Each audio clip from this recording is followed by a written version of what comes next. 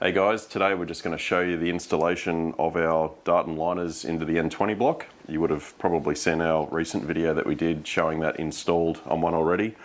If you haven't, go and watch that. It's worth a watch before you watch this one. We're going to demonstrate how the installation happens on a second one of these. This is actually going to be Harry's engine that we're doing today. So yeah, stick around. We're going to grab, there's not much here at the moment, we're going to grab the block out of our spinner. That's been heating it up to about 80 degrees Celsius. And we've got another set of these liners that have been sitting in the freezer overnight. So we've got a bit of shrinkage and expansion work happening there to assist with the installation of these. And we'll bring that to you in a moment.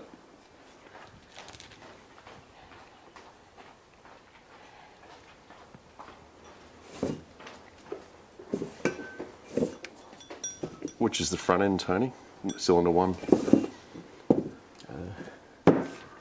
Okay.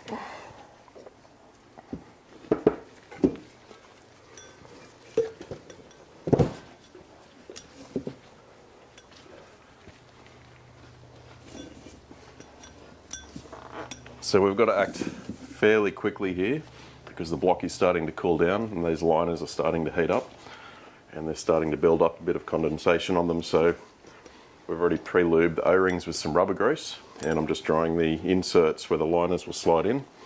So we have a nice clean contact between the O-rings and the material.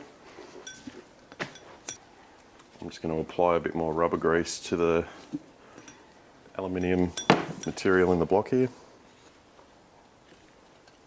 The main thing is that leading edge. We don't want any cuts on the O-rings, so if the leading edge is nice and slippery, it's going to help. Yeah, so on the top of the machine work here, we've got a very, you can't really see it, there's a subtle chamfer on the tops here, so that when the liner comes down, the O-ring has a nice angled attack to drive down in and not a hard or sharp edge that it could roll and cut on the O-ring.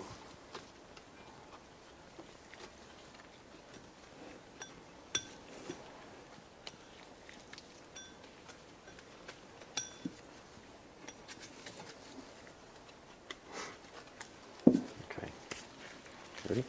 We're ready. Pass your liner. Down.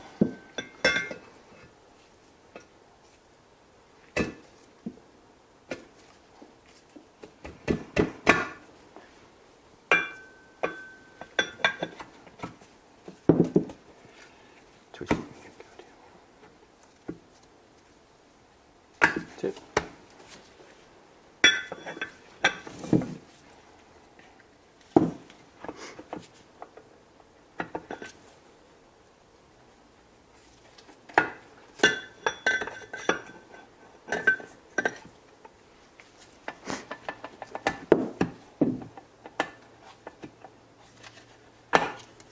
Right.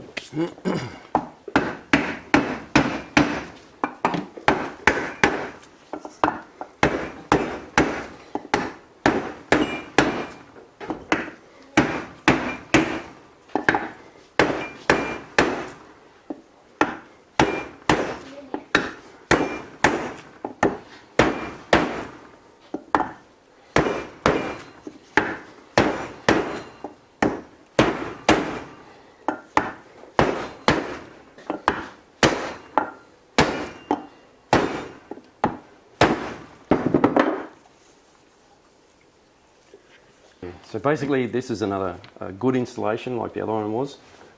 We allow that interference at the top collar area here in the block. That's why we've got to drive it in. So we want that interference at the top so we don't get any movement possibility whatsoever.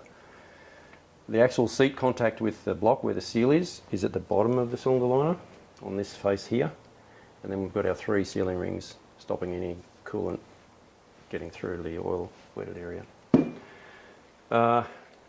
Now that they're down, we'll finish boring home the cylinders to the correct size for the pistons being used in this engine, and then the deck will be machined down so that it's all nice and level. We have allowed a little about 0.2 millimetre protrusion on the liner so that they'll all clean up and we take minimum amount off the aluminium off the deck. And I can't get sort of 2.5 thousandths of an inch feeler gauge between the liners. So pretty confident they're all down evenly. That one's slight. I can get a little bit in there, but there's hardly. I can't get it in there. There's hardly anything in it really. 2.5 thousandths is quite a small amount. And I don't think these three are sitting up. I think this line is possibly just slightly shorter. So what we'll do next is we'll send this block away to get some machine work done. That'll include decking the block, and then we'll give a piston to our machinist and we'll get that bored and honed for the correct clearance. And what we'll do in that process is we'll use an N55 torque plate, which we've slightly modified to fit the N20. This will just sit over the liners like this. And the idea of that will be, once we torque this down, it'll really pull those liners down evenly for their final fitment. And then these can be bored and honed. That way it'll help lock the liners up in case there is any float there. There shouldn't be with our interference fit, but this will ensure that we've locked them down so we can do our machine work nice and cleanly. Then this will come off and we'll just skim the deck so that we have a nice flat surface, and then we're ready for assembly. We'll do our final wash and clean and assemble. So there you go, guys. It's a short video on the liners going in one of these blocks. We've got another one to do after this with the liners in the background here, and we'll get busy and put these guys together. So thanks for watching, and again, if you need any engine work done or help with your BMW engines, feel free to email us or give us a call. We're always here to help. Thank you.